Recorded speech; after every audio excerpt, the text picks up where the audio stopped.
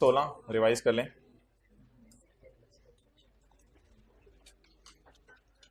पहले आके किताबें निकाल लिया करें। जब ओनर ऑफ बिल्डिंग किराएदार को घर किराए पे दे, तो जिस साल वो किराए पे आया और उसने नॉन एडजस्टेबल अमाउंट दी उस साल, और उससे अगले 9 साल, यानी टोटल 10 साल में ये अमाउंट इनकम में ऐड होगी।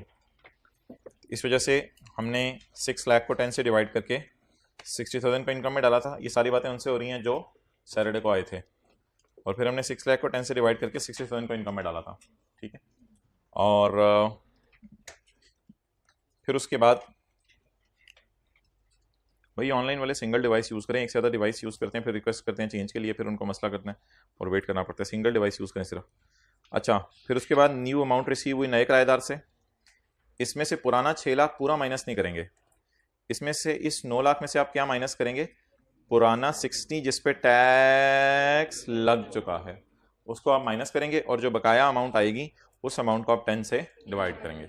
ये पढ़ा था हमने लास्ट क्लास में। ओके, इसमें एक बात और पढ़ी थी कि जिस वक्त पुराना चला जाए और कोई नया ना आए, तो फिर पुराने के जाने पे आप इनकम में कुछ ऐड नहीं करेंगे। तो जिस साल पुराना बंदा जा रहा है उस साल कोई नया बंदा नहीं आ रहा, तो ऐसी सूरत के अंदर आप कुछ भी इनकम में ऐड नहीं करेंगे। तो ये हमने एग्जाम्पल 1A में पढ़ा था। अच्छा, अब इसमें एक सवाल जहनों में आ सकता है, वो ये आ सकता है कि अगर, वैसे तो मैं ऑनलाइन वालों को भी ये कहूँगा अगर वाले सवाल अब इस सेक्शन पे ज़्यादा पूछने की ज़रूरत नहीं, क्योंकि जितना हमारे स्कोप में सिलेबस में है वो सिनेरियोज हमने कवर कर लिए हैं। लेकिन एक दो अगर वाले सिनेरियोज मैं कवर कर लेता हूँ, इससे ज़्यादा अगर आपने पूछना हुआ तो आपकी मर्जी है। बहरहाल मेरे ख्याल से इतना काफ़ी है जितना आपको पढ़ा दिया गया सिलेबस के अतबार से। फ़र्ज़ करें 2013 में हमारे पास 6 लाख रुपये आया, ऊपर देख लें कराए में, तो या आया ना करें तो हद होती है वैसे। 2013 में एक बंदा आया 6 लाख रुपये लेके, तो 6 लाख को 10 से डिवाइड किया, क्या जवाब आ गया? 60,000। फिर 6 लाख को 10 से डिवाइड किया, क्या जवाब आ गया? 60,000।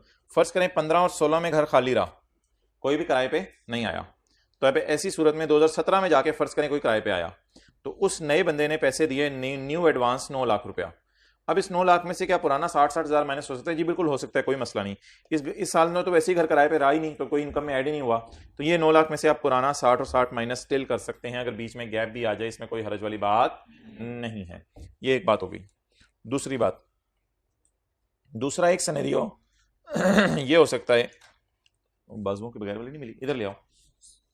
दूसरा एक सिनेरियो ये हो सकता है कि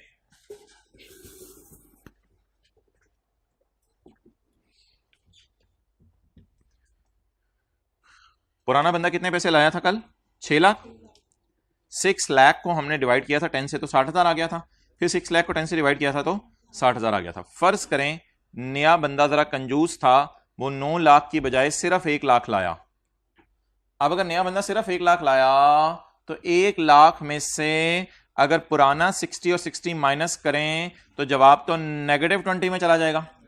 अब अगर -20 होगा तो -20 को 10 से डिवाइड करके ये नेगेटिव में अमाउंट आ जाएगी। तो फिर ऐसी सूरत में आप जीरो इनकम में ऐड करेंगे, कुछ भी ऐड नहीं करेंगे। तो अगर 1 लाख में से 60,000 माइनस करके जवाब -20 आ रहा है तो फिर नेगेटिव करके इनकम में ऐड करने की जरूरत नहीं है, ना कोई लेस करने की इजाजत है यहाँ पे।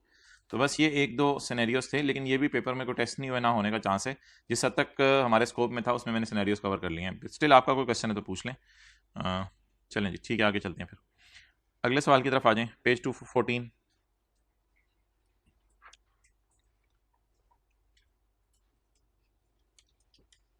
अच्छा भाई, ये जो एडवांस है ना, मालिक मकान को देता है किराएदार, ये एडवांस जो है ना दो किस्म का हो सकता है। एक एडवांस होता है एडजस्टेबल और एक होता है, जो हमने लास्ट क्लास में पढ़ा है वो एडजस्टेबल है या नॉन एडजस्टेबल है? नॉन एडजस्टेबल है। तो नॉन एडजस्टेबल एडवांस को हमने क्या पढ़ा था? किससे डिवाइड करना है? 1/10 से मल्टीप्लाई करना है या 10 से डिवाइड करना है? और एक होता है एडजस्टेबल एडवांस, वो आपको आज पढ़ाना है। एडजस्टेबल एडवांस को इग्नोर करना होता है। तो ये आप नोट कर लें, फिर मैं आगे इसको एक्सप्लेन करता हूं।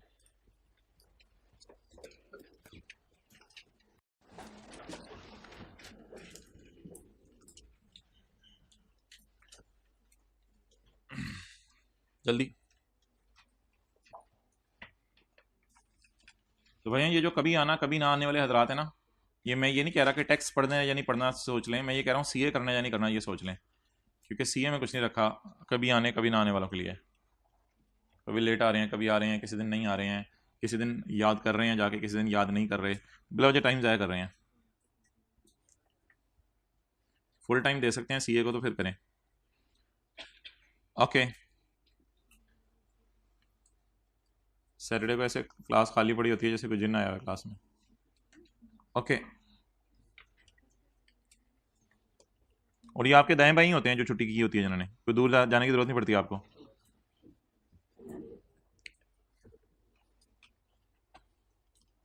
अच्छा जी, एक साहब ने घर किराए पे दिया 12 महीने के लिए पहला महीना, दूसरा, तीसरा, चौथा, पांचवा, छठा, सातवां, आठवां, नौवां, 10वां, 11वां, 12वां महीना। तो एक साहब ने 12 महीने के लिए घर किराए पे दे दिया। रेंट एग्रीमेंट में तय ये पाया कि महीने का किराया होगा ₹1,00,000, और अगली बात ये तय पाई कि जुलाई, अगस्त और सितंबर इस सारे का किराया लाख लाख लाख रुपए आप इसी दिन मुझे जमा करवा दो, बिल्कुल ईयर 1, ये मंथ 1 के स्टार्ट पे, यानी यकम जुलाई को तुम मुझे 3 लाख जमा करवा दो। इसके बाद क्या होगा कि इन 3 महीनों का किराया तो एडवांस में आ गया। पहले महीने का ये जुलाई का महीना, ये अगस्त का, ये सितंबर का, ये अक्टूबर के, नवंबर के, दिसंबर के, जनवरी के, फरवरी के, मार्च के, अप्रैल के, मई के, जून के। अच्छा, तो इन 3 महीनों का किराया एडवांस में आ गया। इन 3 महीनों का किराया किसमें आ गया? एडवांस में आ गया। अब अगर मालिक मकान इस दिन किराया लेने जाएगा तो किराएदार कहेगा भाईजान होन नहीं, ये अब नहीं, आप जाएं इधर से, आपको किराया इसका एडवांस में पकड़ा दिया हुआ है। मालिक मकान कहेगा ओ ओ। फिर अगली दफा मालिक मकान जाएगा इस दिन किराया लेने तो किराएदार कहेगा ओ ओ, भाग जाए इधर से, मैं तुझे किराया नहीं दूंगा। अब तीसरे साल के एंड पे जब मालिक मकान जाएगा, तीसरे महीने के एंड पे जब मालिक मकान जाएगा, मादर तीसरे महीने के एंड पे जब मालिक मकान जाएगा और जाके कहेगा, यानी सितंबर के एंड पे, और किराएदार को कहेगा भाईजान किराया पे करो, किराएदार कहेगा ना सीधे से भाईजान तुझे जो लाख लाख लाख जमा करवाया हुआ 3 लाख तुझे भूल जाते, तुझे भूलने की बीमारी है। अब जब चौथे महीने मालिक मकान जाएगा किराया लेने के लिए और किराएदार कहेगा कि भाईजान आप भागे, तो मालिक मकान कहेगा आप थल्ले आए जरा, अब मैं आपको बताता हूं, अब आपको भूलने की बीमारी है, अब आपको किराया देना पड़ेगा। अब किराएदार जो है वो इस महीने का किराया ₹1,00,000 देगा, फिर इस महीने भी लाख देगा, इस महीने भी लाख देगा, इस महीने भी, इस महीने भी, इस महीने भी, इस महीने भी, इस महीने भी, इस महीने भी 1,00,000 देगा। तो मालिक मकान के पास जो है वो 9 लाख रुपया ये चला गया, गिरने ना बैठ जाए, 9 ही है, 9 लाख रुपया मालिक मकान के पास ये चला गया और 3 लाख ये चला गया। टोटल कितना किराया चला गया? 12 लाख। क्या इस किराए की वजह से ये वाला किराया हमें एडजस्ट होके 0 पड़ा? इसको कहते हैं एडजस्टेबल रेंट। ये नॉन एडजस्टेबल नहीं है, ये रेंट को क्या कर देगा? एडजस्ट कर देगा। इसको कहते हैं एडजस्टेबल रेंट। फर्स्ट रो में जगह बना दे, टाइम पे आया करें। It is called as adjustable rent. Clear? Okay, अब इस 3 लाख को मैंने आपको क्या लिखवाया है? कंसिडर करना है, इग्नोर करना है? सवाल में इस 3 लाख को कंसिडर करना है, इग्नोर करना है? इग्नोर क्यों करना है ये सुन लें। If advance is adjustable against rent it will be ignored in the question. इसको सवाल में आपने इग्नोर कर देना है। वजह जी क्या है? वजह सुन लें। उमर ने घर किराए पे दिया यकम जुलाई 13 को at monthly rent of ₹1,00,000। Rent agreement के मुताबिक कितना रेंट है जी? 1,00,000। As per agreement ₹3 lakh advance will be received on यकम जुलाई 13। यकम जुलाई 13 को कितना एडवांस मिल जाएगा? 3 लाख।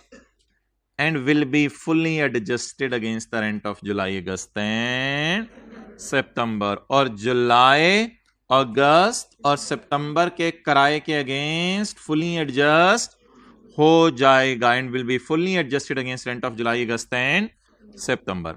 बकाया payments will be paid at the end of each month. बकाया पेमेंट्स हर महीने के एंड के ऊपर पे होंगी। Will be paid at the end of each month. Calculate income from property. तो आपको भाईजान लंबे चक्रों में पढ़ने की जरूरत ही नहीं। मैंने कहा 3 लाख को आप इग्नोर करें, 3 लाख को हाँ करके इग्नोर करें। 1,00,000 रुपया महीने का किराया, तो महीने के किराए को पकड़ें और 12 से मल्टीप्लाई करते हैं, 12 लाख आपका किराया आ गया, बस खत्म बात।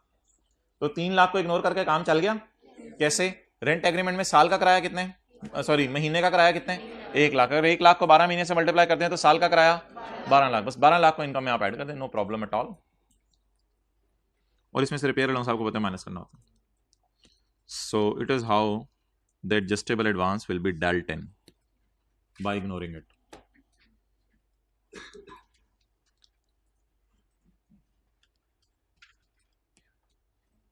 क्लियर? चलें जी, अब आ जाए भाई अगले सफे पे, page 215।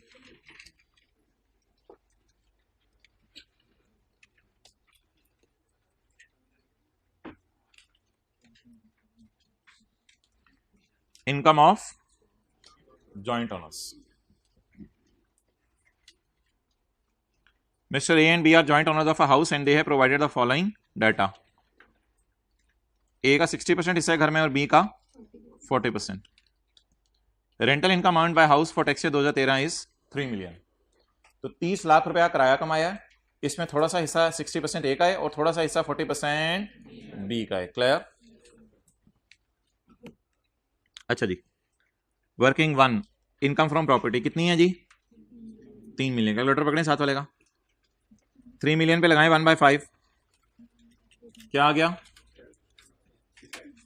6 lakh. 3 million minus 6 lakh 2.4 million. 24 lakh रुपया किराया आ गया. क्लियर? ओके.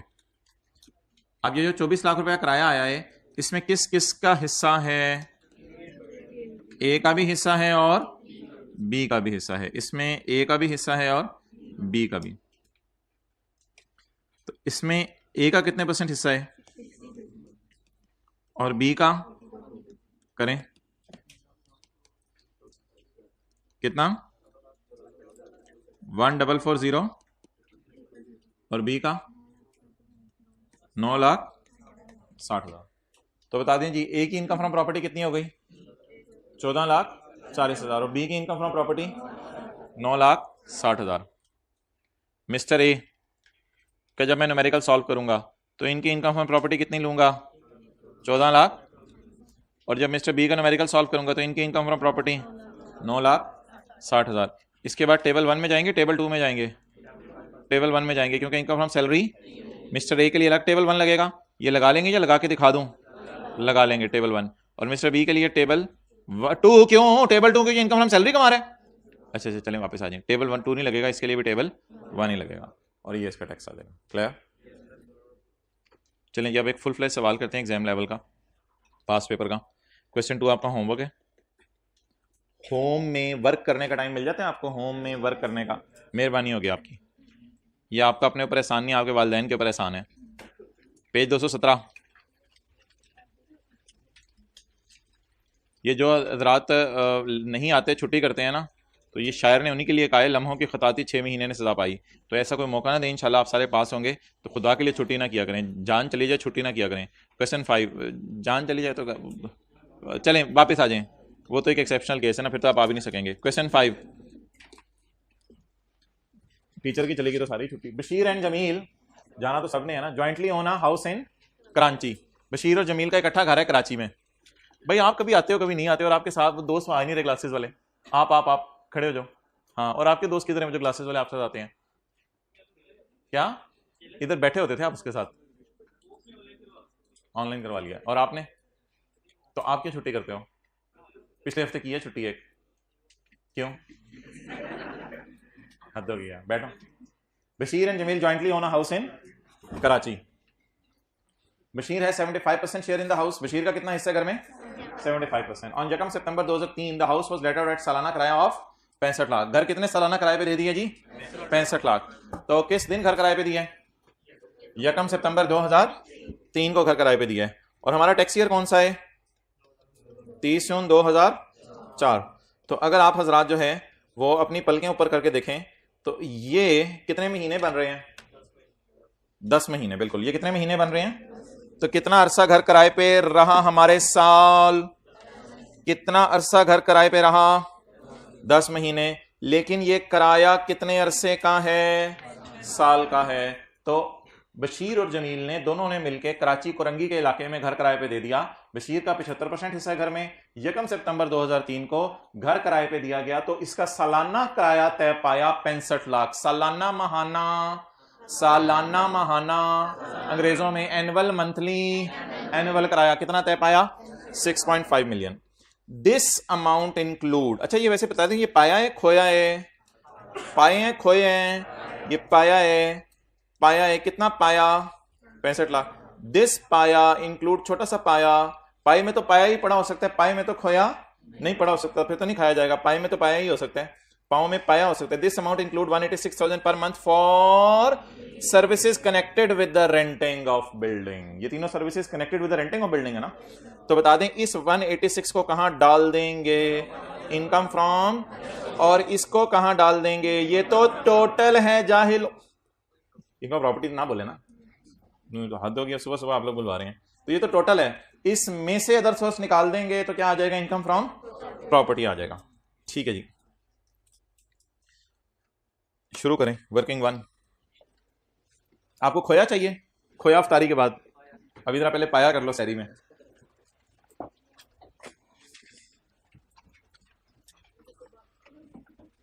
पिया रात मार्कर किधर है?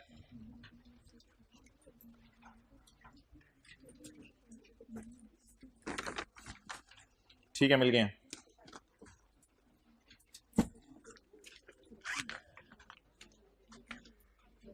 जी, वर्किंग 1, इस सफे पे हाथ फेरें और शुरू करें। Working 1, total rent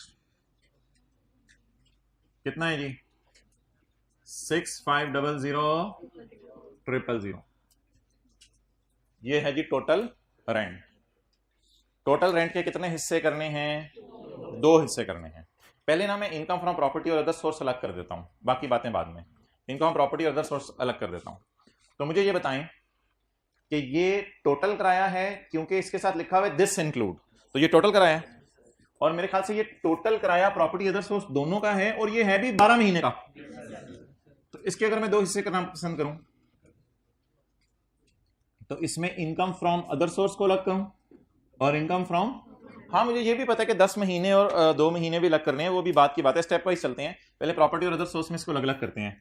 other source का महीने का किराया किसी को पता हो? चलिए मैं देख के बता देता हूँ। 1,86,000 पर मंथ, ये अदर सोर्स का महीने का किराया। इसको अगर मल्टीप्लाई करूं 12 महीने से, तो क्या ये पता चल जाएगा टोटल में अदर सोर्स का साल का कितना है? क्योंकि भाईजान ये टोटल एनुअल रेंट है, प्लीज सवाल में टोटल के साथ एनुअल लिखा हुआ है, टोटल एनुअल रेंट है ये। तो 12 महीने के किराए में किसी और का भी 12 महीने का ही पड़ा हो सकता है ना। तो ये कितना आ गया, 22323200। ये किसका किराया आ गया, इनकम फ्रॉम अदर सोर्स का। अब अगर मैं टोटल में से ये माइनस कर दूं तो बैलेंसिंग या बकाया या बचा कुचा कितना आ जाएगा, 4268,000। ये किसका किराया आ जाएगा जी, इनकम फ्रॉम प्रॉपर्टी का। नोट कर लो। तो किराए को 2 हिस्सों में तोड़ दिया, इनकम फ्रॉम प्रॉपर्टी में और इनकम फ्रॉम अदर सोर्स में। हालात देख लें, ये 15-20 बच्चे छुट्टी पे हैं, ये पहले दिन देख लें ये सारी भरी हुई थी। अब ये कहते हैं आई कैप का कसूर है। आई कैप के एक दफ़ा एग्जामिनर आया हुआ था, कह रहा था हम हर तरह से कोशिश करते हैं किसी तरह बच्चे को पास कर दें, हत्ता के पेपर बार बार हम देखते हैं जहां से मार्क्स निकल सकते हैं वहां से निकाल के किसी तरह इनको दे दें, लेकिन इन्होंने कोई गुंजाइश ही नहीं छोड़ी होती मार्क्स देने की। नहीं, ये गलती इतनी बड़ी नहीं होती, वो कोशिश करते हैं 49 से 50 हो जाए, लेकिन कोई गुंजाइश ही नहीं दे रहा होता पेपर, तो वो कहाँ से करें। गलती बड़ी या छोटी होने की वजह से मार्क्स नहीं कटते। जिस चीज़ के मार्क्स हैं, ये नहीं होगा कि कोई आपने ब्लंडर कर दिया तो उसके ज़्यादा मार्क्स काट लिए जाएंगे। ओके चलें जी, ये होगी वर्किंग 1। अब वर्किंग 2, अब मैं निकालने लगा हूं जी इनकम फ्रॉम प्रॉपर्टी। किस साल की, टैक्स ईयर 2004 की इनकम ऑफ प्रॉपर्टी। ये वाइब्रेट करे किसी का मोबाइल, मेरा तो नहीं होगा। अच्छा, तो income from property, tax year 2004, gross receipt. मुझे बता दें हमारे साल 10 महीने की इनकम बुक करें या पूरे 12 महीने की? 10 महीने की इनकम बुक करें। क्या आप एग्री करते हैं ये टोटल किराया है दोनों हेड्स का साल का? ये ओ भाईजान ऊपर देखे, ओ हाइब्रिड वाला ऊपर, ये टोटल किराया है दोनों हेड्स का 12 महीने का।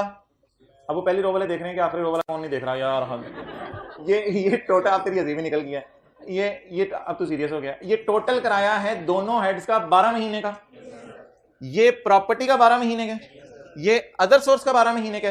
लेकिन मैंने इस साल में सिर्फ 10 महीने डालने हैं। तो बता दें इनकम फ्रॉम प्रॉपर्टी में 10 महीने कैसे डालूं? 4 2 6 7 0 0 into 10 months divided by 12 month. अगर तुम 12 महीने के हो तो तुम 10 महीने के होते तो तुम कितने होते? कहते हैं मैं बताता हूं मैं कितना होता।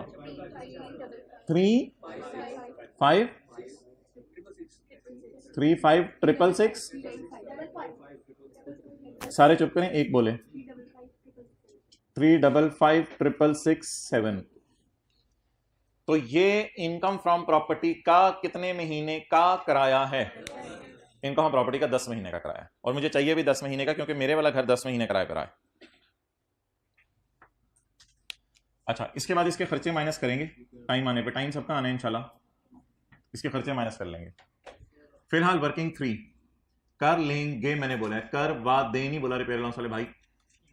Working 3 income from other source. असल में मैं खेलना चाह रहा हूं पहले पाए से, आप खेलना चाह रहे हैं साथ साथ पाए और खोए से। तो मैं पहले पाए को खत्म करना चाह रहा हूं, फिर खोए की तरफ मूव करेंगे। अब मुझे अदर सोर्स अमाउंट 186,000 पता है पर मंथ है। अदर सोर्स ये अमाउंट कितने महीने की है? 12 महीने की है, ठीक है। लेकिन मुझे कितने महीने की चाहिए? 10 महीने की चाहिए। तो ग्रॉस रिसीट, जिसे मैं कहता हूं मालिक के मकान के लिए इनफ्लो, जो पैसे इसको आ रहे हैं। अब ये निकालने के दो तरीके हैं। कैलकुलेटर जरा ऑन करें, कैलकुलेटर पे लिखें 2232 000। लिख लिया 2232 000, मेहरबानी। डिवाइडेड बाय करें 12, मल्टीप्लाइड बाय 10। जो जवाब आ गया इसको जहन में रख लें। कैलकुलेटर पे ऑन का बटन दबाएं, दोबारा ऑन का बटन दबा के 186,000 पर मंथ कराया, इसको 10 महीने से मल्टीप्लाई करें। दोनों सूरतों में सेम जवाब आया। इसका मतलब है 12 महीने के किराए को पकड़ के डिवाइडेड बाय 12 मल्टीप्लाइड बाय 10 भी कर सकते हैं, जैसे कि यहां किया है। लेकिन यहां पर मंथ किराया अवेलेबल है, यहां पर मंथ किराया अवेलेबल, तो जहां पर मंथ किराया अवेलेबल है तो इसको अगर 10 से मल्टीप्लाई करते हैं तो सीधा सीधा जवाब भी निकल सकता है। तो इट्स अप टू यू, जैसे मर्जी निकालें। मैं फिलहाल कर रहा हूं 186,000 मल्टीप्लाइड बाय 10 मंथ्स। लेकिन अगर आपको दूसरा पसंद है ज्यादा, 2232 000 डिवाइडेड बाय 12 मल्टीप्लाइड बाय 10, तो इट्स अप टू यू। यानी मतलब ये कि आपकी मर्जी है। ओके, बता दें जी क्या जवाब आया। 186,000। इसमें से भी माइनस करने हैं इसके खर्चे। अब आप ऐसा करें कि खर्चे खुद ही माइनस कर लें, जिस जिसके जहां जहां खर्चे हैं वो खुद ही माइनस कर लें। अच्छा, खर्चे भाईजान 10 महीने के 12 महीने के नहीं है। खर्चों को कुछ नहीं करना 10/12, खर्चों के साथ लिखा हुआ है ड्यूरिंग 2004। तो खर्चे बस एज इट इज पकड़ें और पकड़ के माइनस करें। जहां जो जिसका खर्चा है वहां वो उसके खर्चे में से माइनस करें। क्यों उसने कन्वर्ट कराया? क्या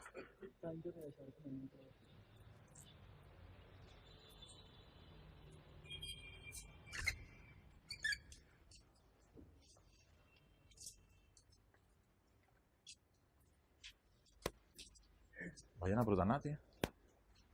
आज नजर आए मुझे आप रोजाना आते हैं। कितने लोग सैटरडे को आए थे, कितने नहीं आए थे? अब ये सोचने क्या करना है अपना। वो तू तो पहले दिन इतने सवाल पूछ रहा था, तो ठंडा हो गया जज्बा। फिर रात को सोए नहीं थे। और इधर किसने हाथ खड़ा किया था?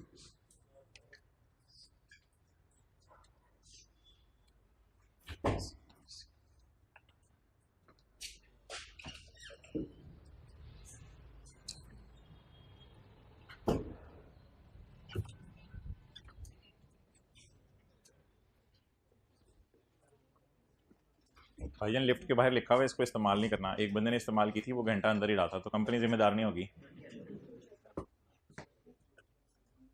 आप अनमोल हीरे हैं अपने वालिदैन के। दूर दूर से रिश्तेदार ज़ियारत करने आते हैं, सीए में डाला हुआ है इस वक्त।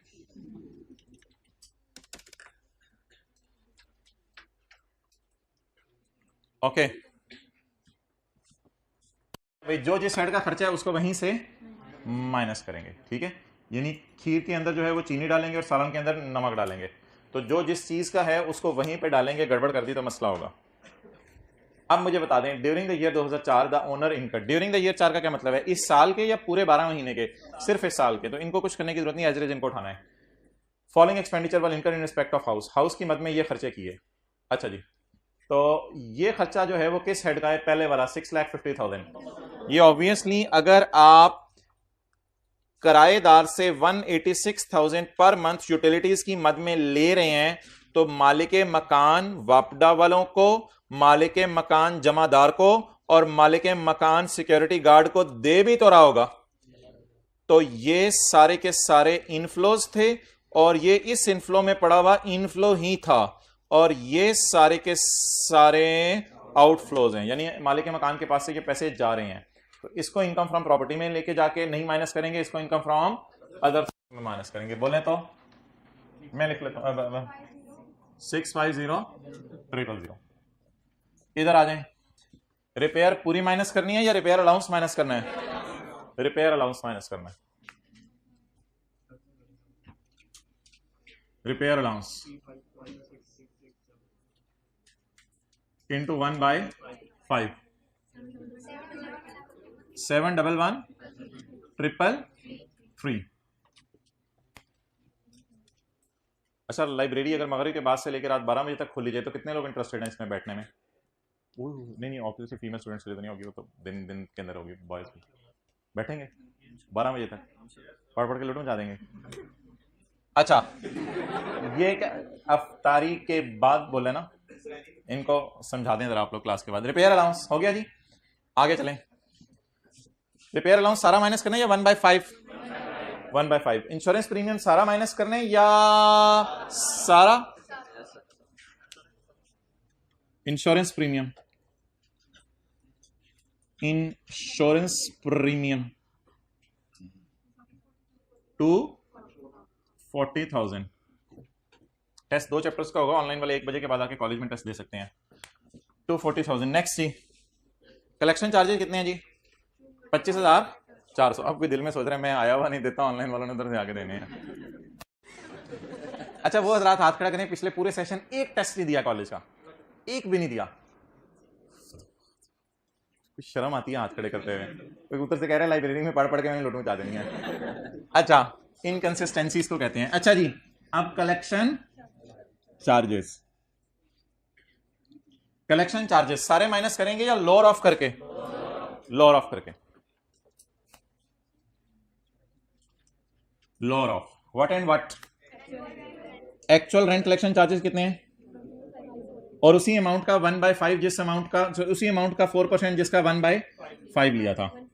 355,667। नीचे आओ, मुझे क्यों लेके जा रहे हो? चुप, नीचे आ, ले आए इसको कैसे मल्टीप्लाई करें? 4%। जवाब 142,267। 25,000 और 1,42,000 में से दिखने में कौन सा लोअर लग रहा है? हकीकत में भी कौन सा लोअर है? लोअर को जूते मार के कहां ले जाएं? बाहर ले जाएं। बाहर वाले कॉलम में आ गया। अब प्यार से इनको नेट कर दें।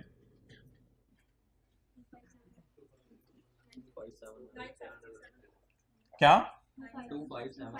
2579,934। चलें जी, यहां तक नोट कर लें।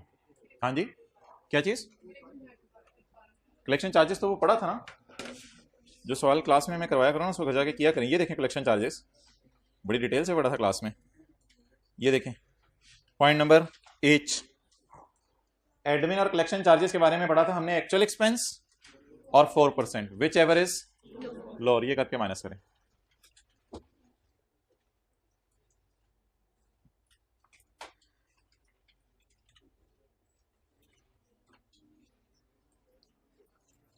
जी बता दें ये कितनी आई? 1210,000। अब बता दें जी अगला काम क्या करना है? न्यूमेरिकल के फेस पे आ जाएं। और आपको रोने की आवाजें आ रही हैं? सवाल से रोने की आवाज आ रही है? कहां से? कान लगाएं जरा, कान लगाएं सवाल के साथ। हाँ एक्सेलेंट, 75% से रोने की आवाजें आ रही हैं कि मुझे क्यों नहीं कहीं लेके गए। 75% से रोने की आवाजें आ रही हैं कि मुझे क्यों नहीं कहीं लेके गए। रात 12 बजने वाले हैं, मुझे क्यों नहीं। अच्छा, वापस आ जाए मुल्क की रात से। 75% की आवाजें आ रही हैं कि मुझे क्यों नहीं कहीं लेके गए। अभी तक हमने 75% को लेफ्ट नहीं करवाई। अच्छा, आपको मैं शुरू में बता देता कि 75% का क्या करना है, तो आपकी जो है वो जान निकल जाती। असल में यहां सवाल के अंदर हमने 3 दफा अपोर्शनमेंट किया है। कैसे? हमें टोटल दिया हुआ था, प्रॉपर्टी और अदर सोर्स का अलग नहीं दिया हुआ था। पहले हमें ये टुकड़े टुकड़े करने पड़े, फिर उसके बाद हमें 12 महीने का दिया हुआ था और 10 महीने का हमने निकालना था, फिर ये वाले भी टुकड़े टुकड़े करने पड़े। और इन द एंड आपको पता है कि ये बशीर और जमील दोनों की इनकम है और ये बशीर और जमील दोनों की इनकम है, तो इनको 75-25 भी करने हैं। ये आखिरी दफा टुकड़े टुकड़े करेंगे तो शाही टुकड़े बन जाएंगे। तो कितनी दफा टुकड़े टुकड़े करने पड़े? 4 दफा। एक दफा कैसे करने पड़े? हेड वाइज, फिर मंथ वाइज, अब बशीर जमील वाइज। ठीक है जी। तो अब बशीर और जमील के दरमियान इनकम्स को तकसीम करना है। जैसे थोड़ी देर पहले हमने अभी छोटा सा सवाली की थी मिस्टर ए और बी वाली, उसमें आपको पता है हमने इसको 60-40 किया था, तो बिल्कुल उसी तरह अब हमने करना है। अब बशीर का हिस्सा बशीर को, जमील का हिस्सा जमील को। बशीर को 76% दे दिया तो जमील रोने लग जाएगा, इसलिए बशीर को 75% देंगे एग्जैक्ट।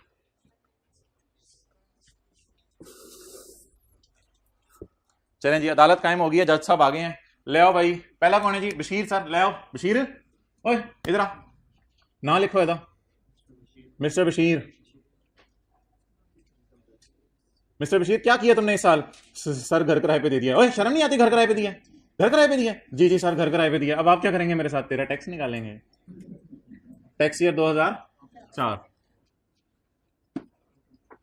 साइड पे हट जमील, पहले बशीर को तो देख लेना दे। Income from property. ये क्या शुरू हो गया है? मुंह। ये क्या शुरू हो गया है? न्यूमेरिकल का बूथा। Income from property. बोलें कितनी है दोनों की? दोनों की, बशीर की जमील की? दोनों की बशीर की जमील की? दोनों की, ना बशीर की ना जमील की, दोनों की। दोनों की इनकम प्रॉपर्टी पकड़े। 257993 ठीक है, बातें कर लें। अच्छा, इंटू 75%, 193495। मुझे थोड़ा लग रहा है वैसे। हो गया पूरा? हो गया पूरा। इनकम फ्रॉम, एब्रीवेशन लिख रहे हैं आप? पूरा पूरा लिख रहे हैं? पूरा लिख रहे हैं। मैंने ये कर लिया, आप कर रहे हैं, इसलिए आप लोग पूरा लिखें। Income property, income from other source. Other source कितनी है? 12100000। बशीर तेरा कितने? सर जी 75%। चलो चेक के रखो। अगला बंदा नहीं, पहले इसका टैक्स निकालें जी।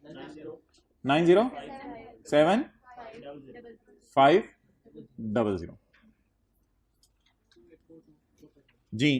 टैक्सेबल इनकम बताएं। वैसे एहतियात से बोलना चाहिए, एक भाई ने आके बड़ा सीरियसली बताया था, कभी कभी घर वाले साथ बैठ जाते हैं लेक्चर चल रहा हो तो। जी बी सीरियस यार, सीए करें। टैक्सेबल इनकम बताएं। 2842424451। हम सीए कर रहे हैं भाई, so we should speak in English. So this is taxable income, guys. Now we will move towards the tax liability of Mr. Bashir. For tax liability, we will write down here the word tax. Okay.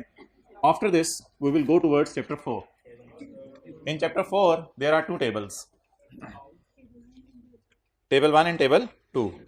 Guys, please open up page 34 of your books and please find the required table. His income is 2.84 million.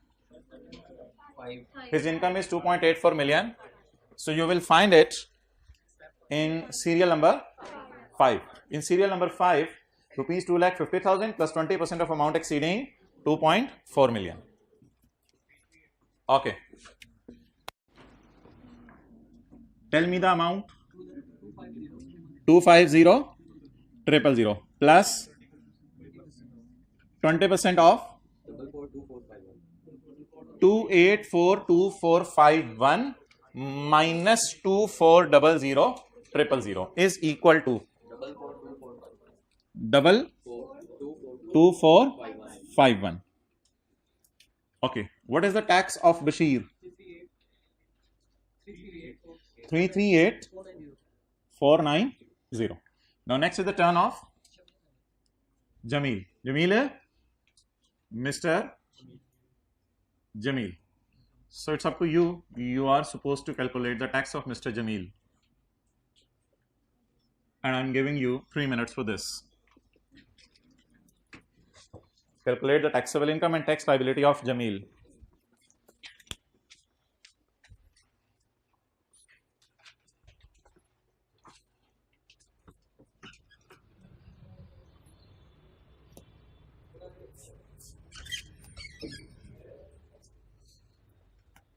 Hurry up, hurry up. Jamil, Jamil, Jamil, Jamil, Jamil.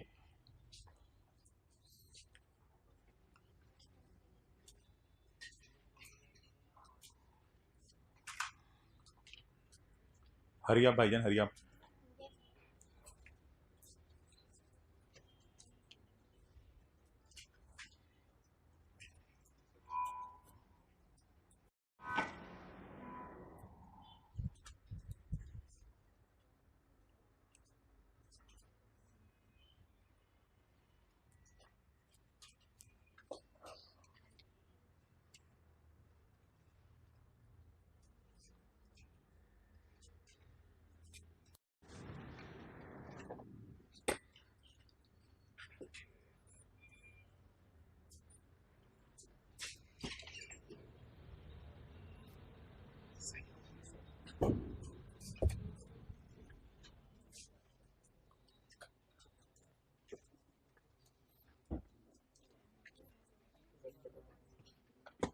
Okay, income from property पूरा लिखा करें. 2579,934 into 25%, 984. वो दिन भी आना था जिस दिन पूरा व्हाइट बोर्ड भर जाना था, और इस दिन के आप इंतजार में थे कई दिनों से. Income from other source 1210 into 25%, 302,500. ज़कात तो गिवन नहीं है, इसलिए इसी को टैक्सेबल इनकम लिख लें.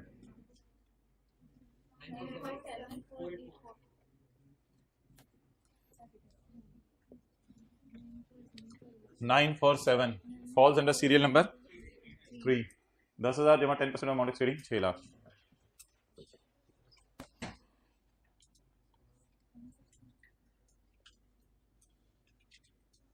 जी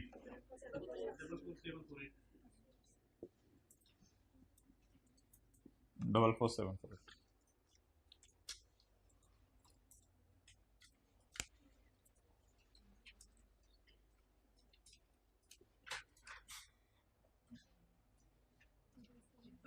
This is Mo.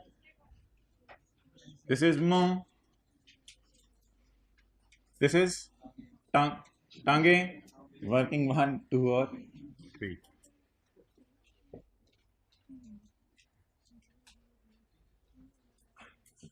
हालात हादरा से बहुत मुतासिर हुए हैं लगता है आप लोग. हमें तो टाइम नहीं मिलता था. सीरियसली सीए इंटर फाइनल में तो सर को जाने का टाइम नहीं होता. ओके, तो ग्लासेस वाले भाई खड़े हो जाएं. Red shirt, third last row, third last row. Glasses वाले भाई आपके साथ जो बैठे हुए हैं. हाँ जी. अच्छा मोहतरम, ये क्या है? नहीं, जरा बात खुल के करो. कुछ नहीं, इधर कोई कुछ नहीं कहेगा. टोटल का मतलब फिर बताओ ना. चलो एनुअल तो आपने अच्छा बोल दिया. ऑनलाइन वाले इधर ऊपर ऊपर मुंह देख. ये हाँ बोले, बोलो टोटल से मुराद क्या है? ये प्रॉपर्टी और अदर सोर्स का किराया है 12 महीने का. इस तरह बोलो जरा. एक्सेलेंट, बैठ जाए. ये प्रॉपर्टी और अदर सोर्स का किराया है 12 महीने का. ब्लैक शर्ट आप खड़े हो जाए. ये क्या है?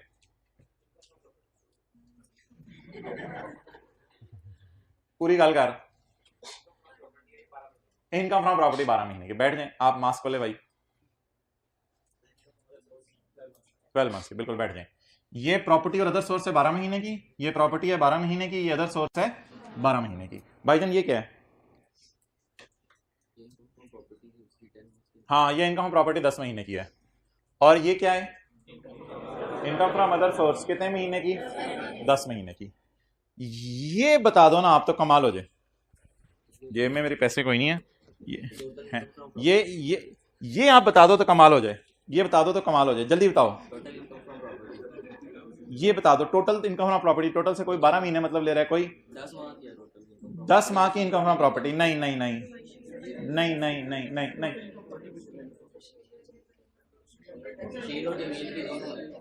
चलो ठीक है ठीक है ठीक है। ये बशीर और जमील की 10 महीने की यानी हमारे साल की इनकम फ्रॉम प्रॉपर्टी है। ये बशीर और जमील की 10 महीने की इनकम फ्रॉम प्रॉपर्टी है। और ये बशीर और जमील की 10 महीने की इनकम फ्रॉम अदर सोर्स है। काका ये क्या है? ये बशीर की इनकम फ्रॉम प्रॉपर्टी 75। हाँ 75% आप नहीं बोलना, बशीर की बोल दिया तो मतलब ही 75 है। यार बशीर की बोल दिया तो मतलब ही 75% है। बशीर की तो बस 75 क्यों? अगर ट्राई करो, बशीर की इनकम फ्रॉम प्रॉपर्टी और ये जमील की इनकम फ्रॉम प्रॉपर्टी, बस कि फिर 25% बोलने की जरूरत नहीं है। ठीक है, अभी चेयर उठा के मैं उधर जाऊं? नहीं नहीं मैं कर लेता हूँ। अम्मी मैं उठाता हूँ बर्तन, आप बैठे। अम्मी अम्मी मैं धोता हूँ। अम्मी अम्मी रहने दे अम्मी बस। Okay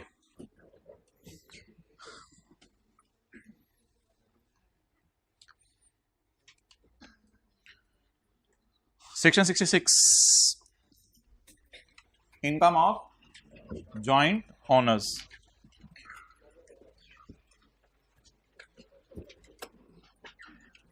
income of joint owners where any property is owned by Bashir and Jamil.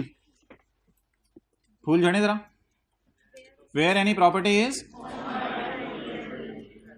and their हिस्सा are मालूम and अलग अलग हो सकता, and their हिस्सा are मालूम and अलग अलग हो सकता। The Bashir and Jamil shall not be assessed as partners in respect of the property.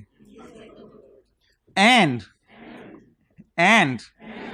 the share of each,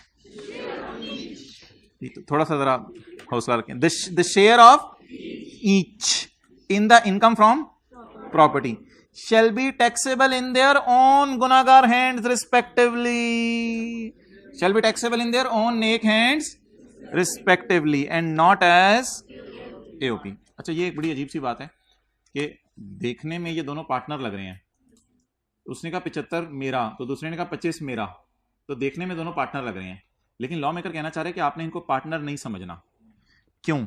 ये देखें, shall not be assessed as partner, इनको पार्टनर नहीं समझना, बल्कि आपने 2 दफा चैप्टर 4 में जाना है।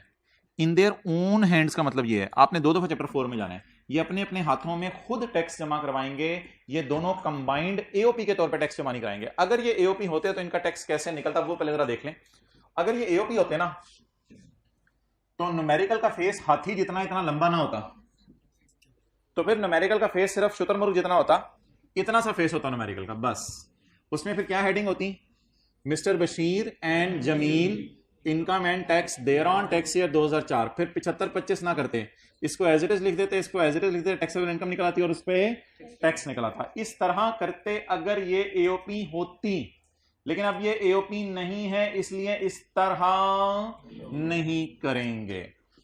क्यों ये एओपी नहीं है, इसके पीछे हमें कोई लॉजिक सोचने की जरूरत नहीं, बस लॉ मेकर ने कह दिया ये एओपी नहीं है तो नहीं है।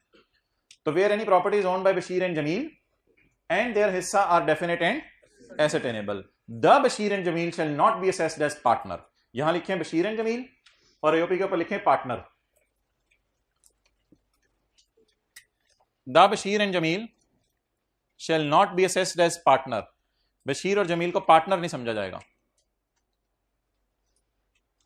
And the share of each person, और बशीर और जमील का हिस्सा in the income from property shall be taxable in their own hands। हर कोई अपने अपने हाथों में खुद टैक्स देगा, एंड नॉट एज एओपी। अच्छा जी, इधर आके भी देख लें। Where any property is owned by 2 or more persons, चलें रहने दे, मैं बोल देता हूं। Where any property is owned by 2 or more persons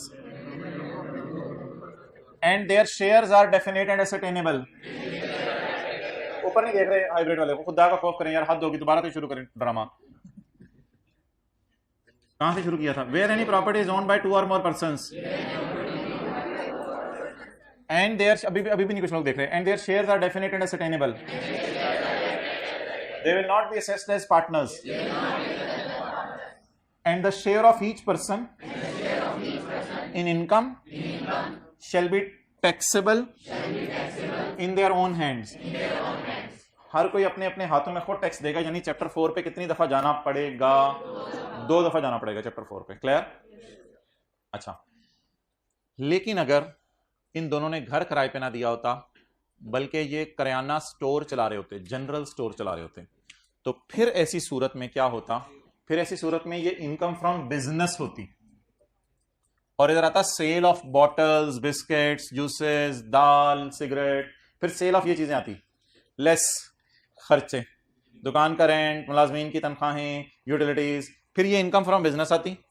अगर ये इनकम फ्रॉम बिजनेस के हेड में इनकम कमा रहे होते तो फिर इनकम फ्रॉम बिजनेस यहां लिखते हम, और इधर लिखते Bashir and Jameel AOP, income and tax 13, और ये एक ही दफा करते, फिर ये दोबारा करने की जरूरत नहीं थी। और फिर ऐसी सूरत में चैप्टर 4 में भी एक ही दफा जाना पड़ना था, क्योंकि 2 दफा टैक्स निकालने की जरूरत नहीं थी। फिर कितनी दफा टैक्स निकालना पड़ता? एक दफा टैक्स निकालना पड़ता। ये बात जरा पढ़ लें पॉइंट 2 में। वो प्रॉपर्टी के ताबे होने की वजह से, प्रॉपर्टी के सबऑर्डिनेट है। Okay, this section shall not apply in computing income under that income from business। Business income निकालते हुए ये सेक्शन नहीं लगेगा। इस बात का मतलब क्या है? इस बात का मतलब सफे के ऊपर यहां लिख लें, बहुत जगह है, यहां पे बहुत जगह है, लिखें इस बात का मतलब। अगर बशीर और जमील का जनरल स्टोर होता, लिख लें, कुछ नहीं आप भी लिख लें। अगर बशीर और जमील का, कितने लोग कहते हैं मुझे फील होता है मुझे ही कहा जा रहा है, अगर बशीर और जमील का जनरल स्टोर होता,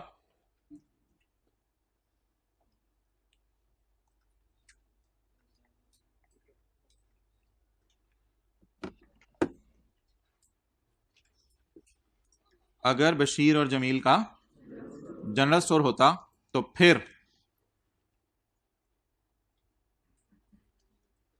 इनको पार्टनर समझा जाता,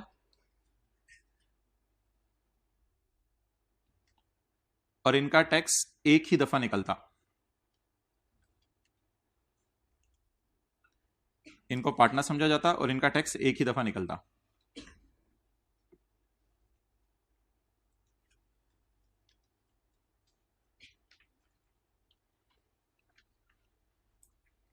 कल कहीं रात को लिबर्टी तो नहीं पहुंचे हुए थे आप लोग? अच्छा अच्छा, मैंने कहा सीए कर लें पहले, फिर बाद में जो भी। अच्छा, तो ये सेक्शन कहता क्या है? एक तो कुछ कायदे आजम ने कहा था ना, ये सेक्शन क्या कहता है? नहीं, कायदे आजम ने तो कहा था काम काम और फिर दोबारा काम, तो कायदे आजम पे चलें आप। ये सेक्शन कहता क्या था? Person shall not be assessed as an AOP. तो फिर this section shall not apply का मतलब क्या है? जी बिल्कुल, लेकिन मैं अंग्रेजी में पूछ रहा हूं। Persons will be assessed as AOP, पता नहीं असेस्ड के स्पेलिंग क्या होते हैं। Person will be assessed as AOP, बंदों को एओपी समझा जाएगा। अब कितनी दफा चैप्टर 4 में जाके रेट लगाना पड़ेगा? एक दफा जाके चैप्टर 4 में रेट।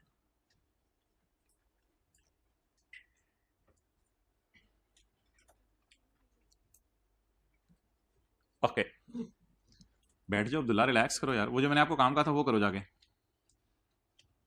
जबरदस्त, जज़ाकल्लाह। ओके, तो अगर भाईजान ये प्रॉपर्टी इनकम कमा रहे हैं तो फिर 2 दफा न्यूमेरिकल सॉल्व करें, बशीर का अलग जमील का अलग, और अगर ये इनकम फ्रॉम तो फिर एक दफा न्यूमेरिकल सॉल्व करें। लेकिन ये जो न्यूमेरिकल है ना, ये मैं अभी नहीं करवा रहा, क्योंकि यहाँ पे लिख लें आगे चैप्टर 12, चैप्टर 12 के अंदर ये न्यूमेरिकल आएंगे, तो फिर वहां देख लेंगे इंशाल्लाह, रिजल्ट के बाद कर लेंगे चैप्टर 12। ओके, ईद को तो मैंने कहा निकाल ही दें, एक दिन छुट्टी कर लें बस ईद की। ओके,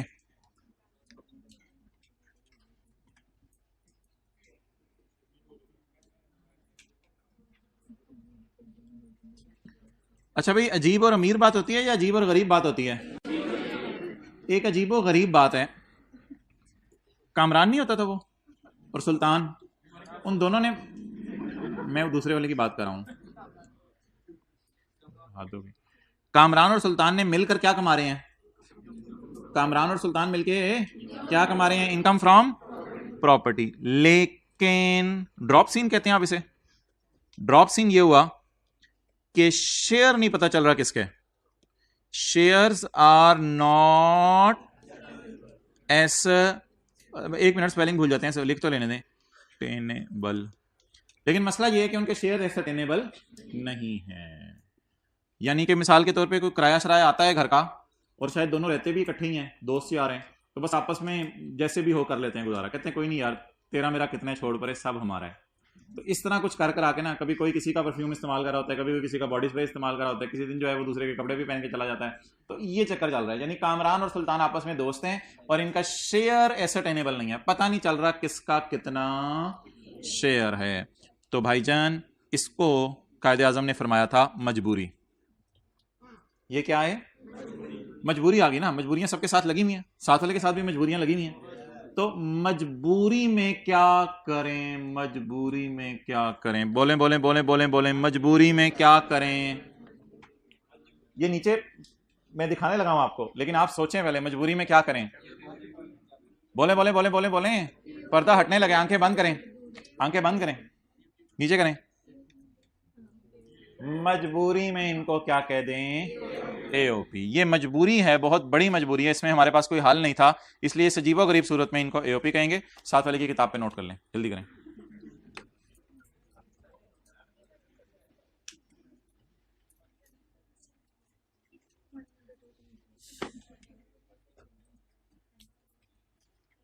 प्लानिंग कर रहे हैं, कहाँ नोट कर रहे हैं या नोट कर भी चुके हैं? कर चुके हैं तकरीबन, ठीक है। अगले सफ़े पे बहुत जगह खाली है नीचे करके।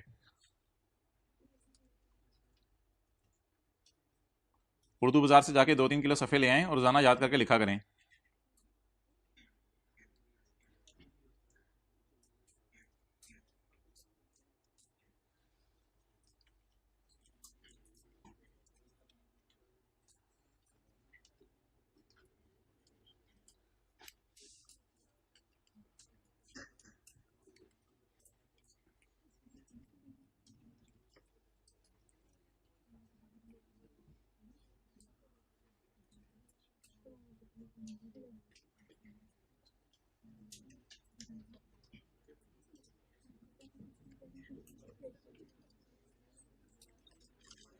साथ वाला ज़रा ज़्यादा नेक हो रहा है ना रमज़ान में, बस ठीक है, इसको ज़रा फिक्रमंद करते रहा करें, क्योंकि अभी भी ना हुआ तो फिर अब बाद में बाकी महीनों में मुश्किल हो जाता है।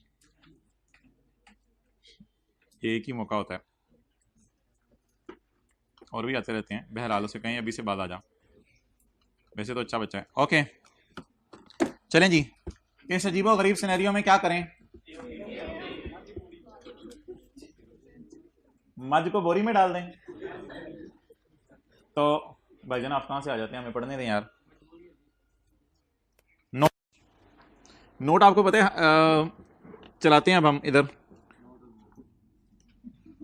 No where any property chargeable under section 15, वही income from property is owned by 2 or more and their shares in that property are not definite and, साथ वाले के मुंह की तरफ ऐसे करें, not definite and, नाक के करीब जाके not definite and ascertainable, side की तरफ देखें, not definite and ascertainable। तो क्या करें?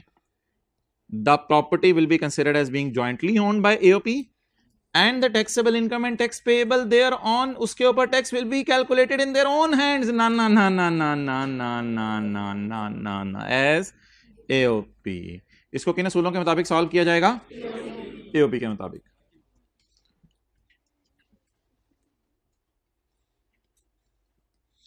यार ये डब्बे में ना जाइएगा, वालिदैन का भी निकालना मुश्किल हो जाएगा आपको, इसको पेंडिंग कर दें अभी,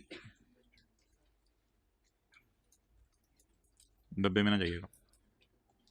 ये चैप्टर 12 में देखेंगे, ये भी कोई और बात लिखी हुई है जब। अच्छा जो जनरल रूल तो ये है, कोई बंदा घर किराए पे दे दे तो दोनों का न्यूमेरिकल अलग अलग सॉल्व होगा 75-25 करके। लेकिन अगर दोनों जनरल स्टोर चला रहे हो यानी बिजनेस कमा रहे हो तो फिर दोनों का अलग अलग न्यूमेरिकल सॉल्व नहीं होगा, इकट्ठा न्यूमेरिकल सॉल्व होगा। लेकिन ये इकट्ठे न्यूमेरिकल सॉल्व करना हमने चैप्टर 12 में देखना है। तीसरी जो बात की है वो समझ आ गई है?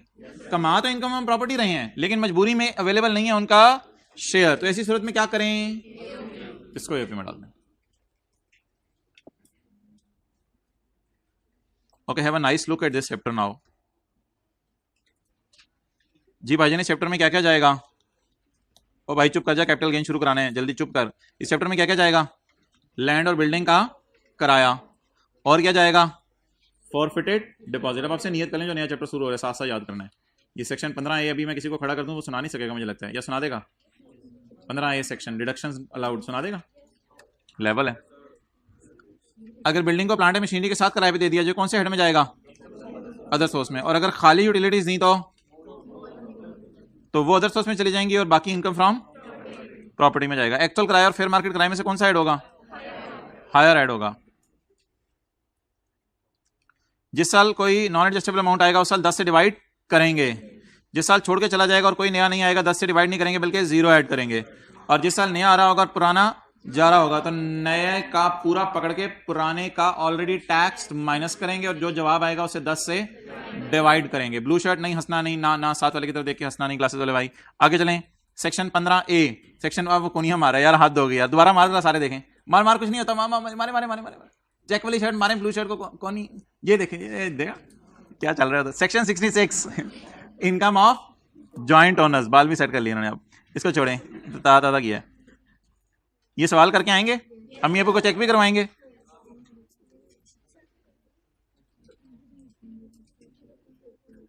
वैसे जिनके बच्चे ने होमवर्क नहीं किया वो आ जाएं। अच्छा, क्वेश्चन 5 ये तो हो गया, जिनका बच्चा नहीं, वालिदैन का बच्चा। अच्छा, 15A बीच में से निकल गया। 15A की तरफ आए।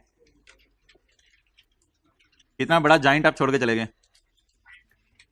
15A रिपेयर कितनी माइनस करने की इजाजत है? इसके नीचे नोट डले हुए हैं, ये नोट इंशाल्लाह मैं पढ़ाऊंगा आहिस्ता आहिस्ता। अब आने वाले 2-3 दिनों में ये नोट ही पढ़ाने हैं। काफ़ी सारे नोट इकट्ठे मिल जाए तो बंदा पागल हो जाता है, तो इसलिए नोटों को अलग ऐसा ऐसा देखेंगे। इंश्योरेंस प्रीमियम पूरा माइनस करने की इजाजत है। लोकल टैक्स पूरा माइनस करने की इजाजत है। ग्राउंड रेंट पूरा माइनस करने की इजाजत है। इंटरेस्ट ऑन लोन पूरा माइनस करने की इजाजत है।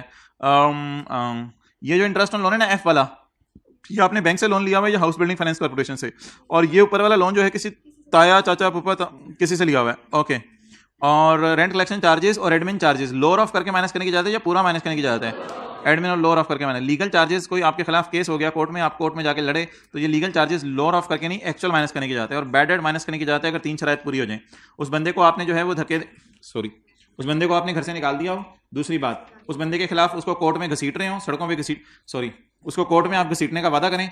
और तीसरी बात, वो पास्ट में इनकम में जा चुका हो और उस पर टैक्स भी लग चुका हो। और पॉइंट 5 में ये पढ़ा था कि जो खर्चा इस हेड में माइनस हो गया किसी और हेड में जाके माइनस नहीं हो सकता। और 6 में पढ़ा था कि बिजनेस के चैप्टर में बुरे खर्चों की लिस्ट लिखी हुई है, उस करें उस जैसा खर्चा अगर आपने इस चैप्टर में भी कर लिया तो माइनस करने की इजाजत नहीं है।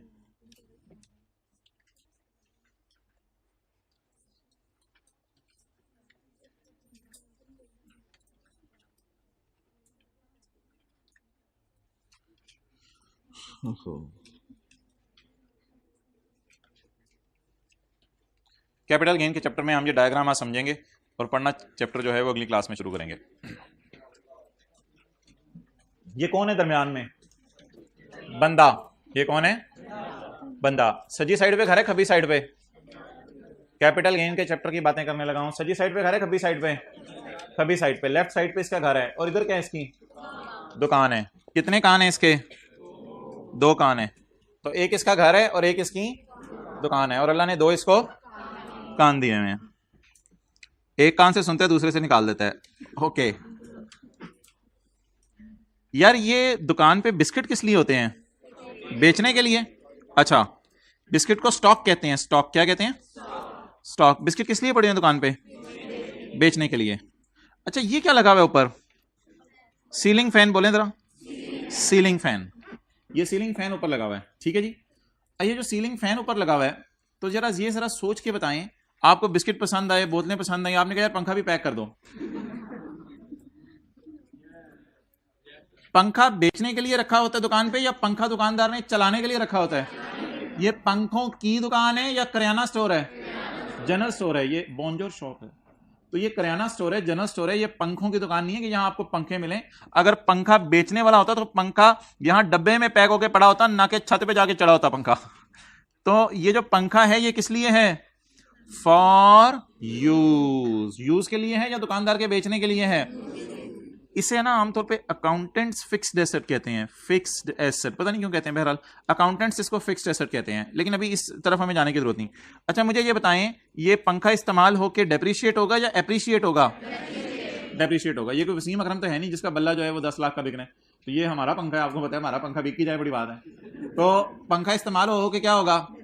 डेप्रिशिएट होगा। पंखा डेप्रिशिएट होगा।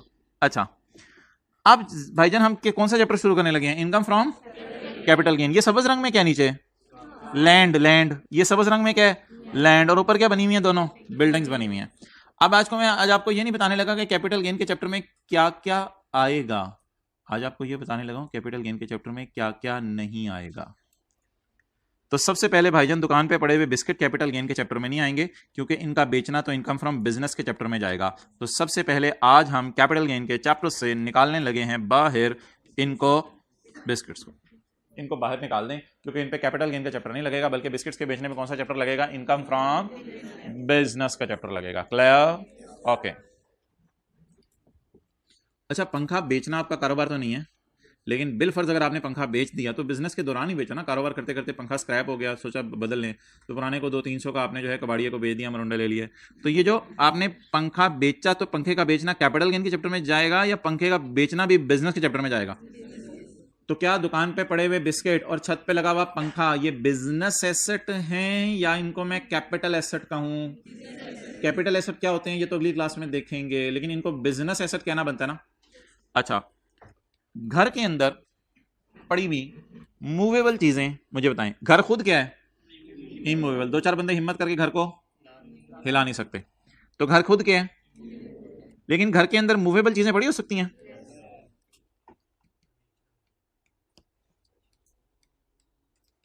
प्रेशर कुकर ही याद आया इन्हों, तो भाईजान वापस आ जाओ, पकोड़े।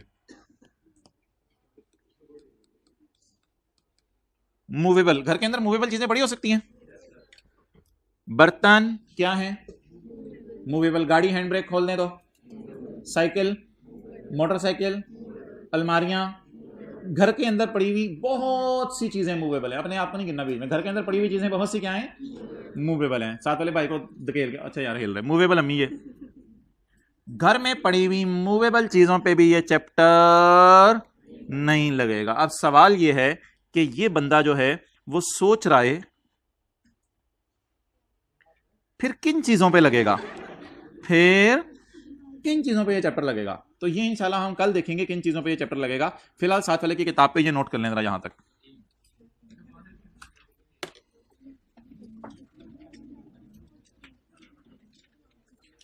इन 3 चीजों पे कैपिटल गेन का चैप्टर नहीं लगेगा। मुनासिब होगा कि किताब का सफा निकालें कैपिटल गेन के चैप्टर का, और वहां पे अन्य जगह है। उफ तोबा, इतने हाई लेवल की अंगड़ाई लिया तूने, आखिरी रो में बैठ के अखीर कर दिया तूने। ये जो खबरें आ रही है ना, बेंच टूट गया थी। नोट कर ले मेरे भाई, मैं चेक करूंगा।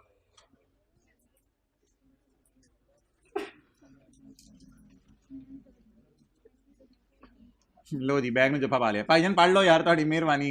नोट कर लिया तो हाथ खड़ा कर दें, फिर कोई मसला नहीं। Well done.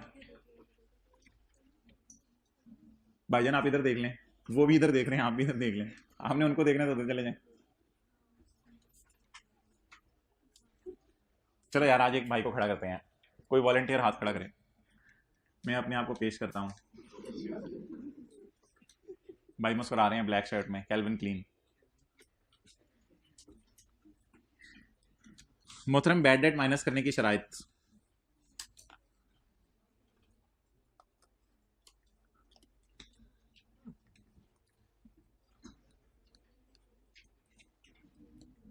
यार वैसे नरगिस इज स्टिल वीपिंग।